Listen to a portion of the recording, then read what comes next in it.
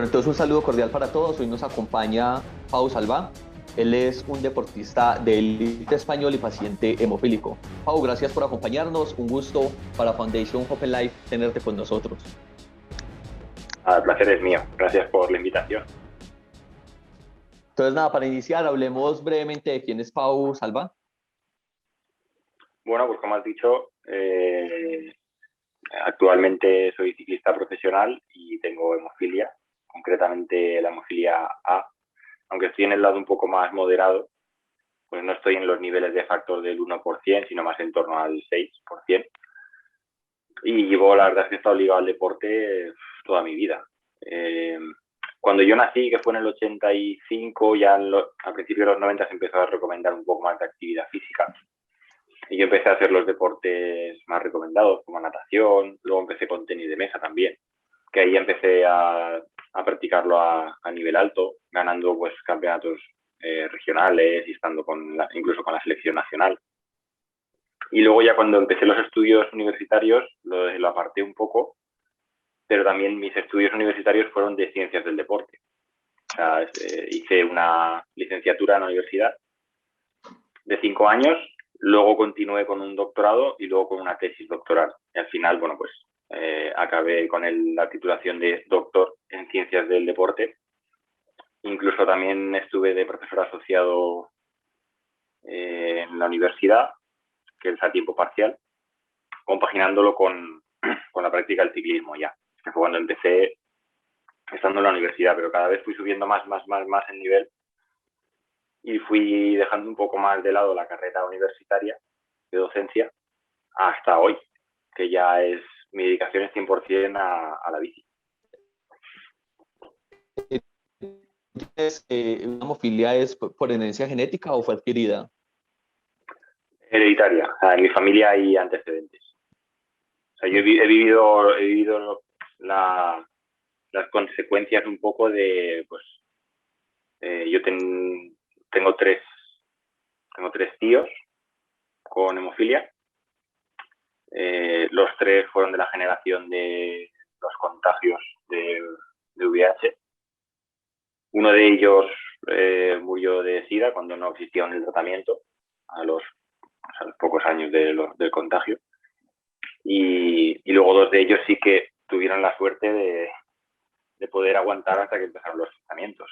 Pero bueno, yo los he visto pues con prótesis en las dos rodillas, con muy poca movilidad articular, ya muy deteriorado. Pero claro, no tenían tratamiento, la profilaxis no existía. Era cuando al principio ellos, el primer tratamiento que recibieron ni siquiera un concentrado de factor, era el crío precipitado que se llamaba, que era lo primero que se hizo. Entonces he tenido herencia, o sea, he vivido la hemofilia desde pequeño con herencia en la familia. Precisamente tener esos antecedentes en tu familia, digamos que no hubo en cierto momento de tu vida como una sobreprotección de tus padres a la hora de tú decir, puedo hacer ciclismo, porque tú bien lo dices, inicié con natación, que eran los deportes recomendados y otros, y si bien el ciclismo no es un deporte de contacto, pues implica ciertos riesgos, por ejemplo, el momento de la caída. Sí, es un deporte recomendado también para la hemofilia, pero claro, al final cualquier deporte de competición implica mucho más riesgo porque el nivel de entrenamiento es mucho más alto. Pero sí que es verdad que cuando empecé ya con el ciclismo ya era mayor, empecé tarde, tenía 25 años, ahora tengo 35, pero sí que lo viví desde muy pequeño. O sea, no era un poco el cambio generacional el mío en el que ya la profilaxis, yo no empecé desde muy pequeño con la profilaxis, al ser de final de los 80 o mitad de los 80. Y aún empecé con los primeros años a demanda y aún tuve pequeños sangrados en los codos, que de hecho a día de hoy tengo no me limita, pero sí que es cierto que a nivel médico una resonancia mía tiene signos de artropatía. O sea, tiene desgaste del cartílago, no me limita, no es una degeneración articular como la de mi generación anterior, que no podían hacer nada, pero sí que al más mínimo sangrado que tengas, en la edad adulta vas a tener una degeneración temprana. Es cierto que yo con el deporte que hago, o sea, no me limita, porque tengo muy buena musculatura y tal. Pero hasta los 9 años, 8 o 9 años empecé con la profilaxis. Y fue en el momento que empecé con la profilaxis ya tuve 0 sangrado. O sea, no he vuelto a tener. No he vuelto a tener. Y empecé a hacer mucha más actividad física. El problema es que se me daba muy bien. Cualquier actividad física que hacía deporte se me daba muy bien.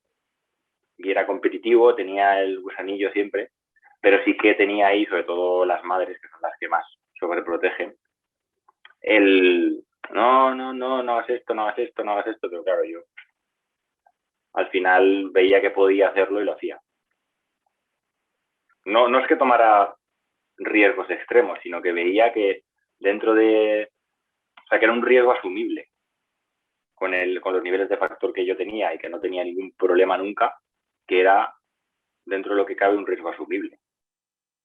Lo que yo he hecho no es lo normal, o sea, no es algo... No es lo normal. Tú usas una palabra clave y es que tú hablas de límites. Y muchas veces a los pacientes con hemofilia, incluso sobre niños, a veces los limitan a practicar cierto deporte o cierta actividad, como por la misma sobreprotección de la que hablamos, a la que puede conllevar la enfermedad. Es decir, Claro. que para ti no hay límites en ese sentido. Sí. Pero hay cuidados. Sí, o sea, es lo que te decía. Yo con nuestro proyecto no buscamos tener campeones del mundo de ciclismo. Lo que buscamos es que la gente con hemofilia entienda que no es un factor limitante. Si, por ejemplo, si te quieres ir a estudiar a otra ciudad o ir a estudiar a otro país o ser médico o ser lo que tú quieras ser, no tienes que pensar, bueno, pero es que como tengo hemofilia, o sea, a día de hoy estamos hablando ya de la generación después a la mía, no saben lo que es tener un sangrado, una articulación. No lo sabe. Han tenido la profilaxis desde el año 1 y ellos no... Tú les dices, ¿tú has tenido alguna vez sangrado? No. Entonces estamos ahora un poco en un cambio de lo que la hemofilia es hoy en día, que creo que también los médicos, también depende del país en el que estemos hablando. En Europa a nivel de tratamiento estamos con lo último de lo último. Los niños pequeños están ya con Enlibra, que es un tratamiento subcutáneo que es incluso hasta una vez cada 2 semanas. Ya no estamos hablando ni de un tratamiento que se pone en la vena. O sea, es un tratamiento un poco como el de un diabético, pero encima una vez a la semana o una vez cada 2 semanas.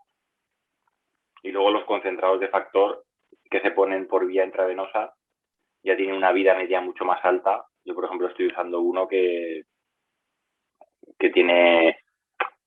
hace que mis niveles de factor no bajen de casi un 30%. Y en el momento que yo hago la actividad estoy siempre por encima del 50-60%. Siempre. O al 100, 80 o al 60, 70, por ahí. El resto del día, para hacer una actividad normal, es cierto que un nivel ya de un 30%, por ejemplo, es muy alto. Está fenomenal. Precisamente cuando vas a competencia, ¿cómo es ese uso del factor?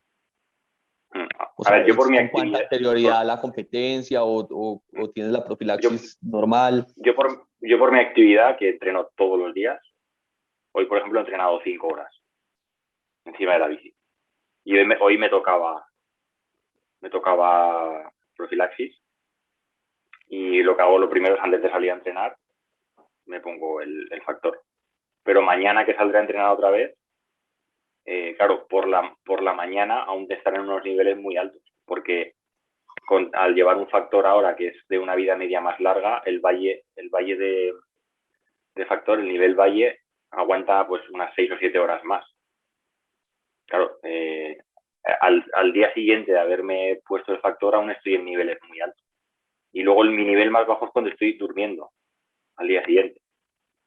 O sea, estoy durmiendo aún con niveles a un 30%, que para dormir no necesitas. Y lo más bajo que estoy es allá por la mañana, que me vuelvo a poner otra vez el factor. O sea, hago día sí, día no,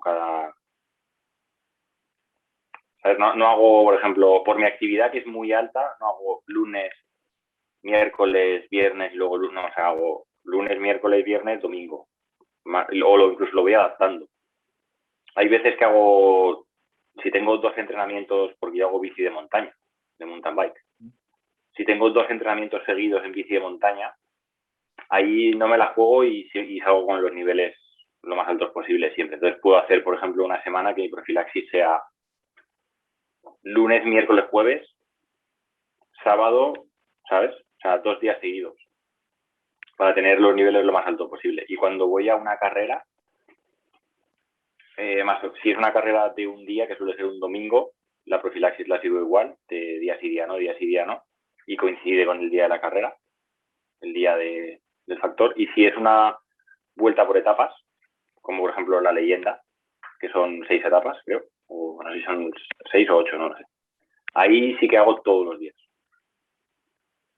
O sea, ahí digamos que estoy prácticamente como una persona sin hemofilia. Si corro una carrera de 6 etapas, todos los días me pongo la profilaxis normal, por no correr ningún tipo de riesgo. O sea, por si pasara algo. Sí. Es decir, que si tienes una caída o lo que sea, pues tu respuesta es pues, como una persona normal. precisamente hablando de las competencias, no sé si hayas tenido en algún momento algún malentendido con algún ciclista o con algún organizador de respectiva competencia cuando te hacen las infusiones. Pues lo digo porque podrían llegar a pensar de que se trata de un dopaje.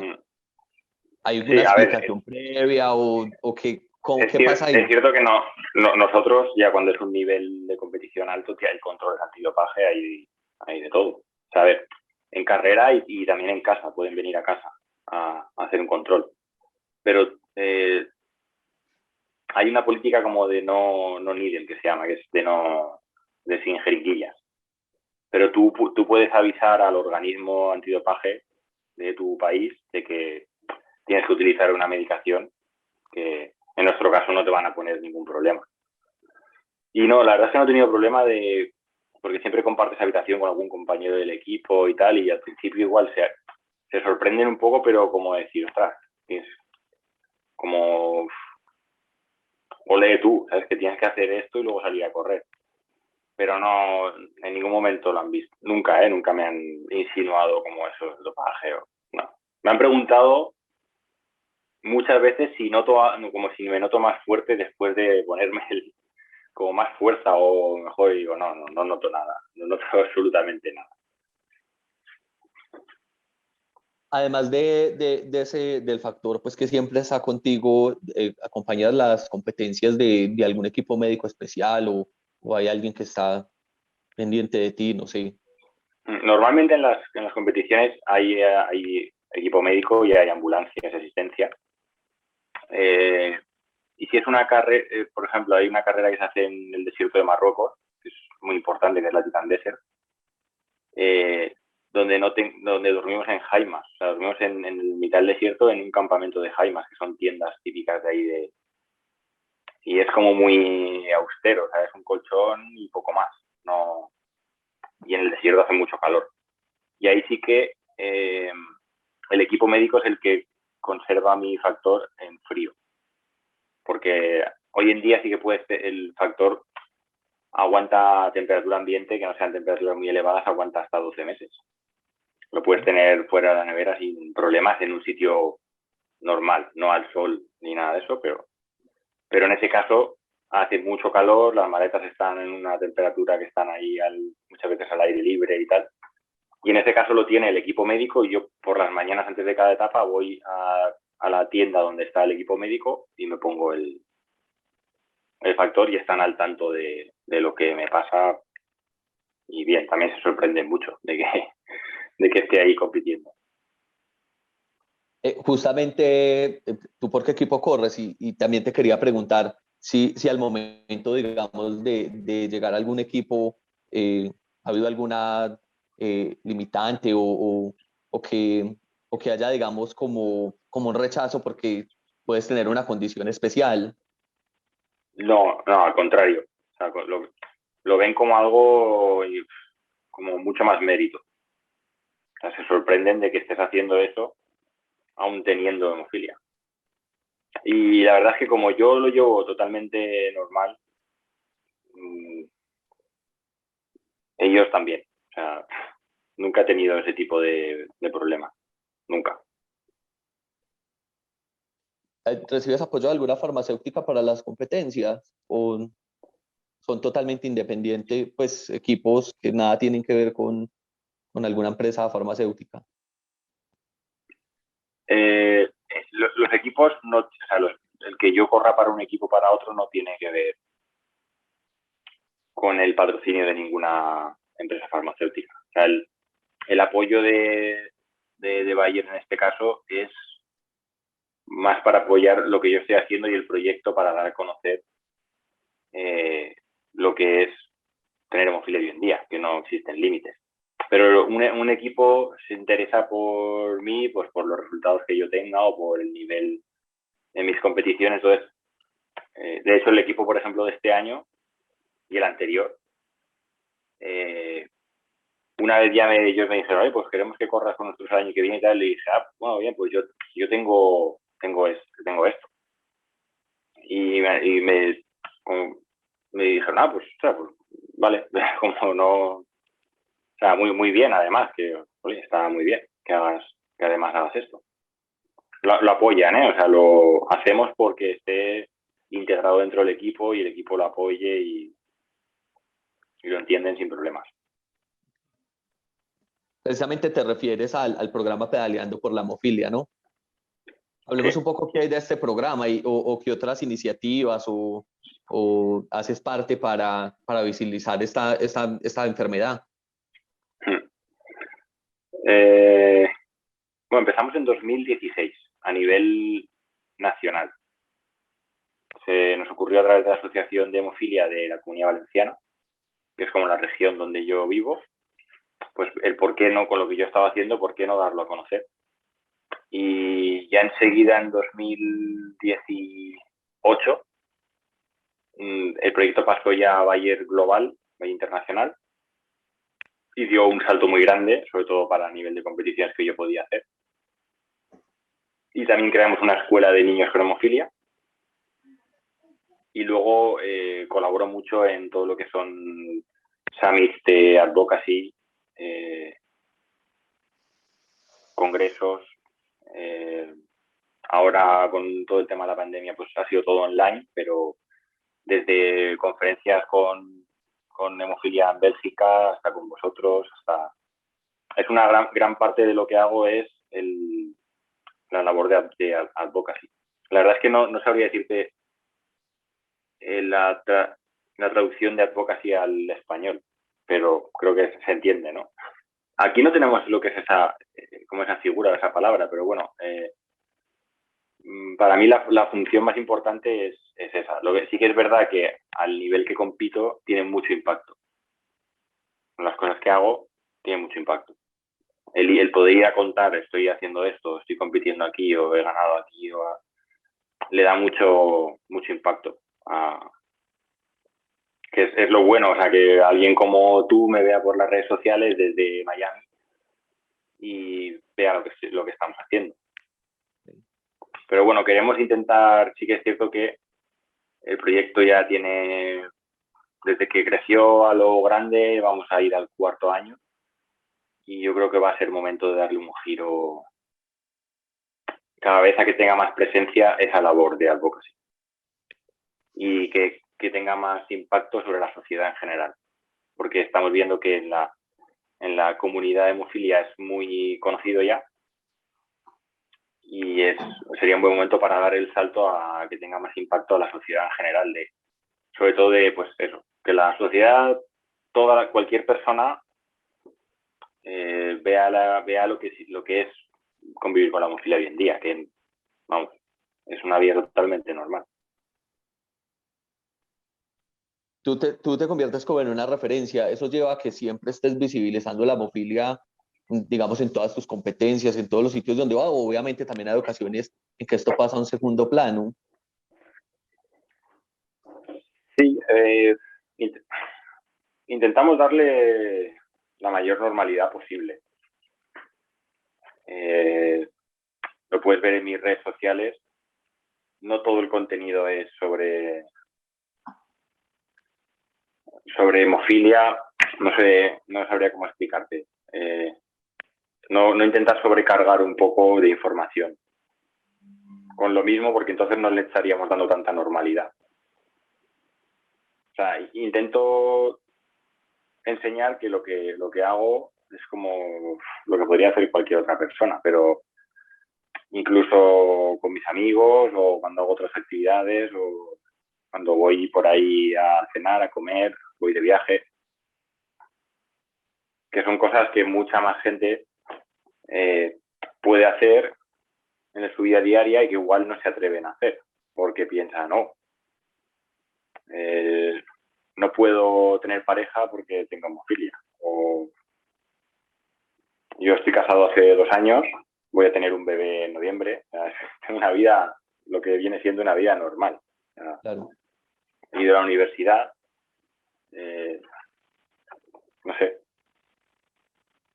conforme te voy contando, la hemofilia está ahí, pero en un segundo plano, o sea, no influye en en las decisiones que yo voy tomando o que hago. Precisamente para entender un poco que no hay límites, me gustaría que mencionaras algunas o un par de algunas de las competencias de élite o de que has hecho parte o que has Pues participado. la más importante que se puede googlear es la Titan Desert. Si pones mi nombre y buscas Titan Desert Pau Salvá, te van a salir un montón de noticias ahí no la llegué a ganar, pero sí que estuve durante 3 días con el maillot de líder. Es como en el Tour de Francia que vas de amarillo, pero ahí pues, que además lo tengo aquí, ¿lo ves? Ahí en el... Súper. Y claro, tuvo un impacto bestial porque lo cubren muchos medios, hay gente de todas las nacionalidades prácticamente y eso puede tener un impacto de más de 1 millón de personas. Luego también he estado en campeonatos del mundo con selección española, he estado en 4 campeonatos de Europa, muchos campeonatos nacionales, he estado en las carreras de mountain bike más potentes que existen, así que... Hay situaciones en los pacientes con hemofilia sobre las articulaciones. ¿Alguna vez esto te ha limitado a correr o a participar en alguna competencia por algún episodio de sangrado o algún tema en No, la articulación? no. Sí que es cierto y entiendo que es muy individual el por qué sangra una articulación, más o menos, pero en mi caso, al haber tenido la pauta de factor ya desde pequeño, de profilaxis, y al haber hecho tanta actividad física, no he tenido... Es que ya te digo, o sea, en los últimos 25 años no he tenido ningún sangrado. En el momento que empecé con la profilaxis, ya no tuve ninguno. Y de pequeño tuve esporádicos, no llegué a tener así una articulación diana que era continuamente. O, por ejemplo, sangrados espontáneos. Al estar más en un rango de factor un pelín más alto, si estás en el 1% o menos, es muy fácil tener un sangrado espontáneo, durmiendo. O si estás en un 6%, es mucho más difícil que tengas un sangrado espontáneo. Entonces tenía que ser ya algo, o estar jugando o saltando o lo que sea. Al no tener profilaxis todavía, al ser muy pequeño, pues alguno, pero bueno, alguno yo te digo que solo que tengas uno va a haber degeneración articular. No va a ser a lo bestia como tener 30, 40, 50 sangrados, pero vas a tener. Si tienes 5 o 6 en toda tu vida, que parece muy poco, vas a tener. Vas a tener un cartílago más desgastado, vas a tener a nivel óseo igual pequeñas deformaciones o calcificaciones. No tienen por qué limitarte, o crepitaciones, por ejemplo, que haga más ruido, como como si fuera una lija que está ahí cuando se mueve la articulación. Pero también es cierto que cuanto más músculo consigas hacer, menos incidencia tiene eso. O sea, simplemente es que igual hace un poco más de ruido la articulación o tiene un poco menos de cartílago, pero el movimiento no tienes ningún tipo de limitación articular. Supongo que ayuda el hecho de hacer ejercicio, ¿no? Hablemos un poco como de los beneficios del ciclismo, bueno, y en general del deporte para las personas con hemofilia, que muchas veces como que, hey, no lo practiques porque, pero pues sabemos que hay ejercicios que fortalecen los músculos, que ayudan a las articulaciones y demás. Sí, sí. El más recurrido es la natación, porque claro, es un medio acuático, no hay impacto y mueves prácticamente todo el cuerpo. Está muy bien. Pero hoy en día, yo hablo de mi caso, la situación en España y en Europa, porque sé que la situación en otros países o en Estados Unidos también es muy buena. Pero la situación hoy en día, o sea, cuando tú vas a la consulta al hematólogo, no puede ser que te dé una lista y te diga, esto es lo que puedes hacer. Hoy en día, cuando tienes allá a niños en profilaxis desde prácticamente que nacen, ahora tiene que ser, ¿qué puedo hacer por ti? Tú tienes que llegar a la consulta y decir, mira, yo quiero hacer esto. Evidentemente hay una gama muy amplia de deportes. O sea, porque no seas boxeador no te vas a morir. Tienes muchísimos más deportes, ¿vale? Pero ya estamos hablando de cosas, o sea, deportes que son muy extremos. No es como antes, que ya era una lista de deportes muy reducida. O sea, ahora, porque un joven quiera ser alpinista, por ejemplo, no puedes decir, no, es que tienes hemofilia. No, ya, pero si yo tengo mi tratamiento adecuado, tendrás tú, el hematólogo tendrá que adecuar el tratamiento a la actividad de esa persona. No puede decir, no, tú pesas tanto, yo te voy a dar tantas unidades porque tú pesas tanto y te la vas a poner el lunes, el miércoles, el viernes. Y al siguiente que entra lo mismo. Bueno, pues tú pesas, este pesaba 60, tú pesas 70, dos chicos de 14 años, ¿sabes? Los dos van a la consulta, uno entra, le dice lo mismo, 60 kilos, 1.500 unidades, 3 veces por semana. Entra el siguiente, de 14 años, de 80 kilos. Bueno, pues tú, 2.000 unidades, 3 veces por semana. Sí. Hoy en día no podemos continuar con esa dinámica. Porque puede ser que el de 14, el primer chico que entra, te diga, bueno, pues yo salgo a andar de vez en cuando con mis amigos y voy un poco al gimnasio, hago una actividad lo mínimo para estar saludable. Y el siguiente que entra, de 14 años, te dice, no, es que yo hago maratones, corro a pie y hago maratones. Y entreno todos los días. Entonces, la actuación de hoy en día debe ser que el hematólogo diga, vale, yo voy a tu pauta de factor, la voy a adecuar a tu actividad. No te puede decir, no, tú no puedes entrenar todos los días, porque, ¿sabes? Eso es lo que veo que el paso que falta por dar ahora, que está un poco ahí. Ten en cuenta que los médicos vienen también de una época que se pasó mal. Entonces, muchos son old school todavía. O sea, entiendo que es un gasto público para la sanidad, por ejemplo, ¿vale? El decir, no, pues si te puedes pinchar 3 veces a la semana, mejor que 4. Ya, pero la que tienes que tener en cuenta es que un hemofílico sin sangrados articulares le ahorra a la sanidad muchísimo dinero a largo plazo. Un hemofílico que hace poca actividad y tiene sangrados y tiene problemas articulares va a tener muchos más ingresos, más visitas al médico, operaciones para colocar prótesis en diferentes articulaciones y eso va sumando a la lista el gasto que genera la sanidad. Entonces, con el tratamiento adecuado, aunque sea 4.000 unidades más al mes de factor, a la larga, en 30, 40 años, va a ser mucho ahorro de dinero. Es la idea que hay que tener ahora. No pensar, no, ahora pues como es pequeño no voy a Claro. intentar la profilaxis que sea lo más tarde posible, porque tenga algún sangrado no pasa nada, no. O sea, no. El objetivo es sangrado cero, ninguno.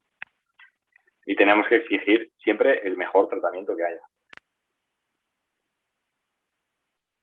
Como prevenir, ¿no? Antes de que ocurra el hecho. Claro, o sea, la prevención ya se ha visto que funciona muy bien, pero ahora no estamos en una situación de que, o sea, estamos en una situación mejor todavía, que es que ya tenemos claro que la prevención funciona muy bien, ahora vamos a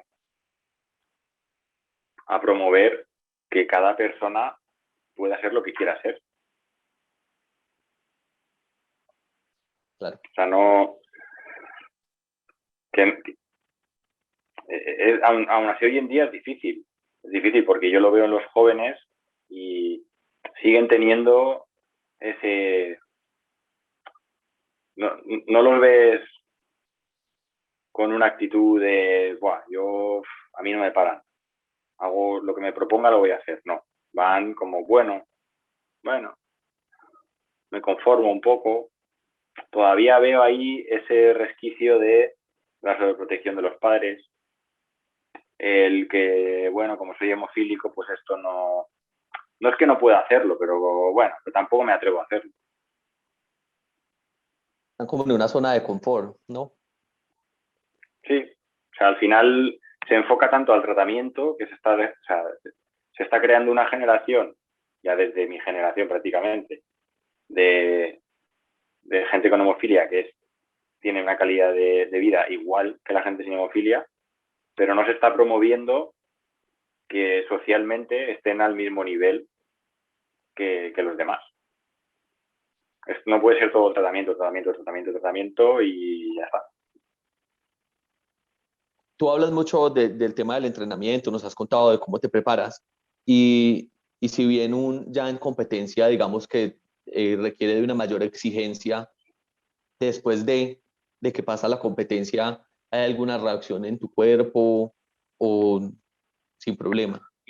Pues digamos que No, requieras como más reposo o más recuperación o no sí, sé, una terapia. pero porque estás cansado, básicamente. Cuando corres 6 días seguidos, la semana después de correr es de recuperación, pero de recuperación para cualquiera que haya corrido. No porque seas hemofílico recuperas peor, no. Estás cansado porque has corrido 6 días al límite, tu cuerpo lo ha llevado a tope y lo que haces es asimilar ese estímulo que has metido en el cuerpo, pues haciendo unos días que yo en mi caso pues sigue saliendo en bici, pero como muy suave. No, si yo acabo una carrera un domingo, el lunes no hago 5 horas como he hecho hoy. El lunes sería como un paseo en bici, 1 hora y media, algo muy, muy light para recuperar. Lunes, martes, hasta el miércoles un poco en recuperación. Pero porque se hace así. O sea, quiero decir, cuando compites se hace de esa manera. No por la hemofilia, no tiene nada que ver.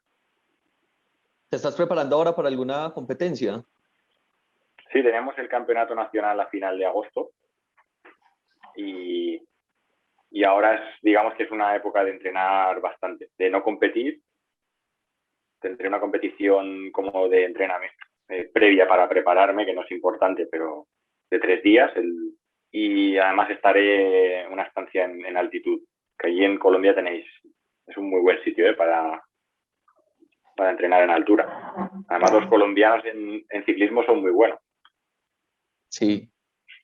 Ahora, yo sigo mucho a Rigoberto Urán, por ejemplo. Rigoberto, Stanairo y Nairo, Quintana Sahara. también. Y allí están Rigoberto entrenando es a un éxito, 3.000, ¿no? 3.500 metros, 4.000 metros, es exagerado. Sí, Aquí es verdad. en España tenemos sitios que están a 2.000, 2.300, ya es mucho.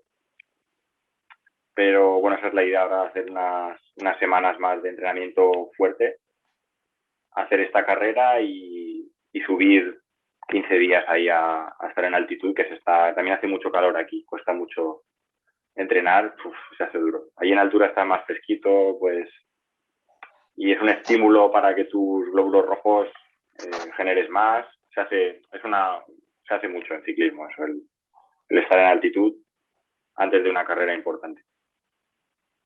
Y es el campeonato nacional, el que tenemos, el 29. Luego tenemos un bloque de carreras desde prácticamente hasta final de octubre. Ya, o sea que el entrenamiento se hace ahora porque cuando corres, de una carrera a otra, cuando corres una semana, otra semana, de una semana a otra haces poco. Recuperas de la carrera, vas a hacer otra. Nada, pues éxitos para estas competencias que vienen. Y pues finalmente, tú hablas que no hay límites, de que una persona hemofílica tiene una vida completamente normal, pero como para resumir, ¿cuál es ese mensaje que le das a los padres o a las personas que tienen hemofilia para que no se limiten y sueñen y cumplan sus metas? Claro, sí, o sea, yo te digo, no, lo que buscamos no es, yo no busco que la gente con hemofilia sea ciclista profesional, pero sí que busco que si tú me dices, pues oye, yo quiero ser cirujano y me tengo que ir a estudiar estoy en Miami, pero me tengo que ir a estudiar a Texas. Pues, ¿por qué no? Ya, pero bueno, es que claro, como yo ahora estoy en casa, tengo ahí con la hemofilia, bueno, pues lo mismo que haces ahora lo puedes hacer en Texas. Si tú quieres ser cirujano, ¿por qué no? Ves a por ello. No hay que tener miedo. No hablo ya del deporte. El deporte es bueno en general. Toda la población debería hacer mucho más deporte. Ahora el riesgo que tenemos ahora con los hemofílicos jóvenes es que son igual de sedentarios que los hemofílicos, que los jóvenes que no tienen hemofilia.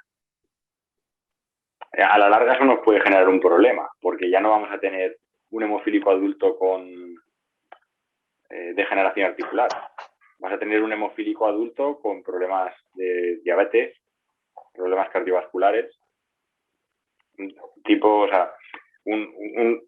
tipo de problemas que ya no tienen nada que ver con la hemofilia en sí. Bueno, pero que puede agravar, ¿no? Porque digamos claro, que el sobrepeso, entonces ya viene el problema de la articulación y puede agravar la condición, ¿no? Claro.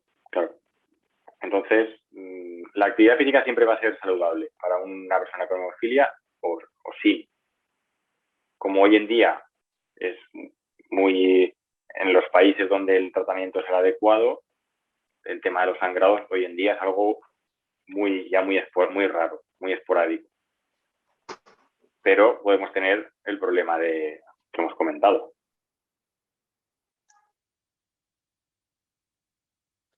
Pau, no sé, algo más que tengas por agregar. ¿Algún otro Nada, mensaje? muchas gracias por contactar conmigo. Espero que nos podamos ver el año que viene en algún congreso o en algún summit, ya que colaboráis también con Bayer y tal. Seguro que espero que ya se puedan viajar con normalidad y que podamos hacerlo ya todo en persona, que siempre es mejor. La convivencia en los congresos y en los summits de advocacy en persona, la verdad es que es algo que me gusta mucho. Y a ver si podemos coincidir en algún sitio. Nada, antes gracias a ti por esta conversación con FHL Youth y sobre todo por inspirar a niños, jóvenes y en general pacientes a que no hay límites y que los sueños y todo lo que se proponga se pueden cumplir. Nada, a vosotros. Gracias por contar conmigo y suerte en todos los proyectos que tenéis.